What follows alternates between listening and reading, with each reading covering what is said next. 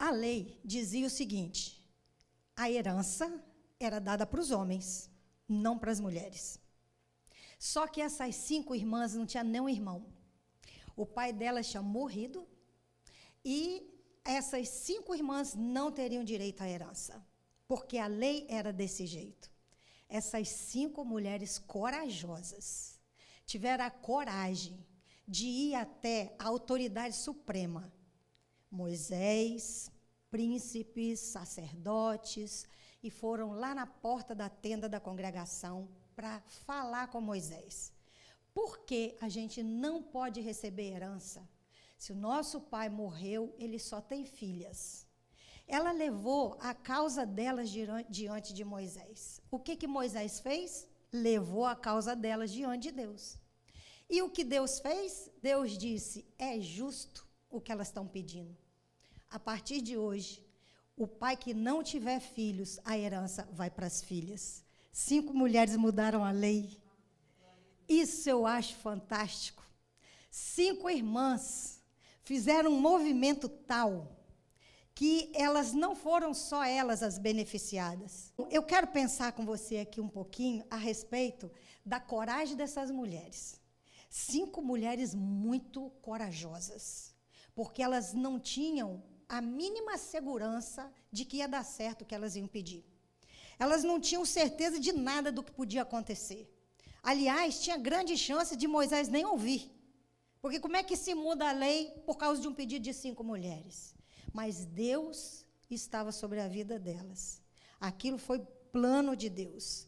Acontece que a gente não pode abrir mão de perceber a coragem dessas mulheres. Mas eu fico pensando, se elas não tiveram medo de fazer isso, por que essas mulheres não puderam pedir um tio, um vizinho, não é, um parente mais próximo, alguém para dar um recado, alguém para falar por elas? Não, elas foram direto. Elas tiveram coragem. Mas será que não teve medo no coração delas? Será que elas tinham certeza que ia dar certo? Não tinham. Não tinham certeza que ia dar certo. Como eu e você não temos certeza que vai dar certo nada que a gente faça. Essas mulheres não foram sem medo, não. Porque toda vez que a gente tem que dar um passo difícil na vida, toda vez que a gente tem que fazer uma coisa ousada na vida, a gente com certeza vai ter medo. Mas o que aconteceu com essas mulheres aqui não foi a ausência de medo. Foi que o medo não paralisou essas mulheres. Mulher de coragem não é uma mulher que não tem medo. Mulher de coragem é aquela mulher que faz mesmo com medo.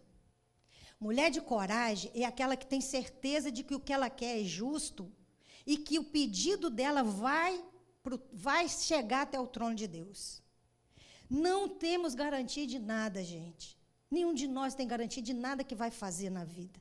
Você pode ter o projeto mais brilhante do mundo. Você não tem garantia que esse projeto vai dar certo. Você pode ter a ideia melhor que existe. Você não tem garantia que vai dar certo. E não espere o medo passar para depois você dar um passo. Dê o passo, porque o medo passa logo em seguida. Porque medo existe para que a gente seja prudente. Mas, se ele paralisar você, ele já não faz mais a função de te preservar. Aí, ele já está sabotando você. Você está permitindo que ele te sabote. Então, essas mulheres aqui, elas foram mulheres de coragem mesmo com medo.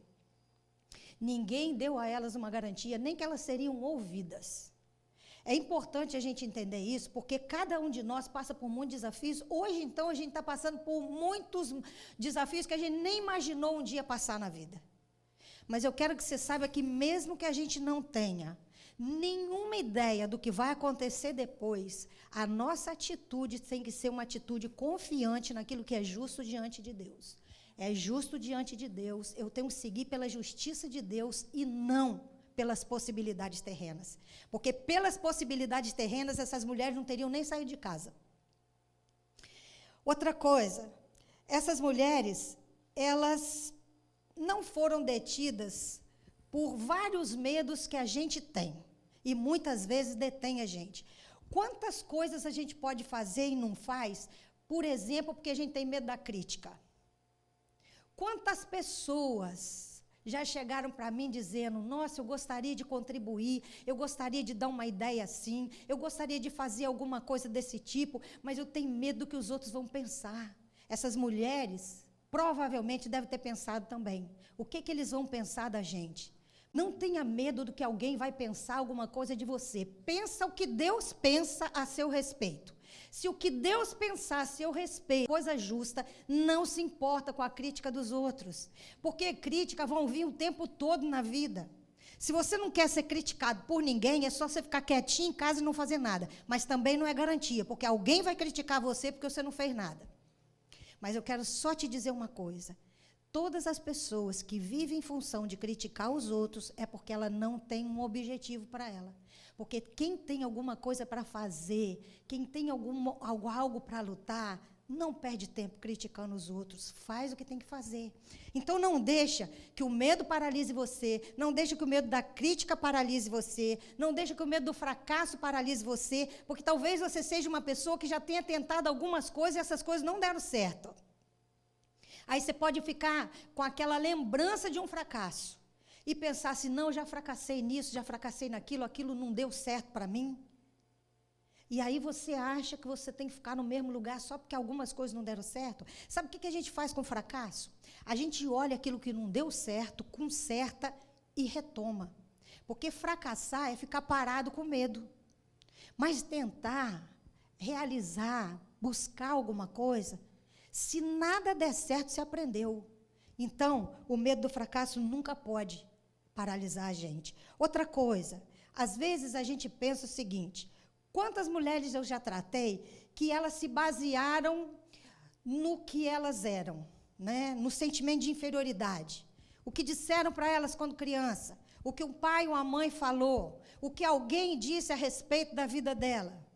E aí, essas pessoas se baseiam nisso para dizer, não tenho capacidade, não tenho condição de ir. Olha, essas mulheres, elas nem eram contadas. Essas mulheres não tinham posição nenhuma na vida. Elas não eram contadas, elas não eram reconhecidas legalmente. Mas elas foram e passaram a ser reconhecidas. Não baseia a tua coragem naquilo que alguém um dia falou para você, não.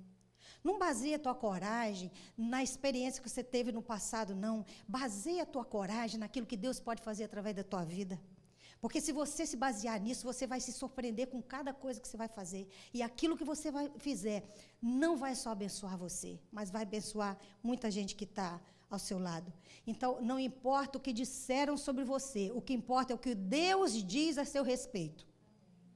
Essas mulheres foram, o recado dela, o pedido dela, foi levado direto para Deus. E é assim que acontece. Quando a gente ultrapassa os medos, quando a gente ultrapassa as inseguranças, quando a gente ultrapassa as dificuldades e a gente acredita que Deus vai ouvir a gente. Depois você deixa para Deus saber e decidir o que Ele quer. Mas você faz sua parte. Amém, gente? Outra coisa que paralisa mulheres, impede a mulher de ter coragem, sentimento de culpa. Tratei de muitas mulheres que tinham um potencial gigante na vida, mas essas mulheres eram aprisionadas pela culpa. Culpa do que nem fizeram. Porque existe culpa fantasiosa, aquela culpa que é a ilusão da sua cabeça, que você acha que foi culpado por um monte de coisa que você nem fez. E existe a culpa, de repente, de alguma coisa que você fez de verdade. E aí essas coisas paralisam você, impede a sua coragem de fazer alguma coisa, porque a culpa ela fica ali prendendo você. Deus não espera que você seja culpado de nada. Ele espera que você seja responsável. Sentimento de culpa é uma coisa que, a princípio, mostra a sua capacidade de se colocar no lugar do outro. Quando você se sente culpado de uma coisa, isso significa que você tem sentimento. Isso significa que você se arrepende do que fez. E isso é bom, no primeiro momento. Depois que você entendeu, depois que você avaliou a situação, agora a culpa não serve mais de nada. Porque daí para frente ela só vai prender você. Aí daí para frente você precisa de responsabilidade para fazer o que é certo E se você está fantasiando a sua culpa, como muitas vezes pessoas que até foram, mulheres que foram abusadas sexualmente na infância, carregam uma culpa como se ela fosse responsável por aquilo. E isso é que é culpa fantasiosa. É imaginária essa culpa. Então, independente do que tenha sido o motivo da culpa, o que você precisa fazer com ela é entregar na cruz do Calvário. Porque quando Jesus morreu e foi crucificado, ele fez isso para perdoar e limpar a nossa história. Então, se liberte da culpa. Porque a culpa está impedindo a tua coragem de fazer as coisas. A culpa é um algema que impede a gente de seguir.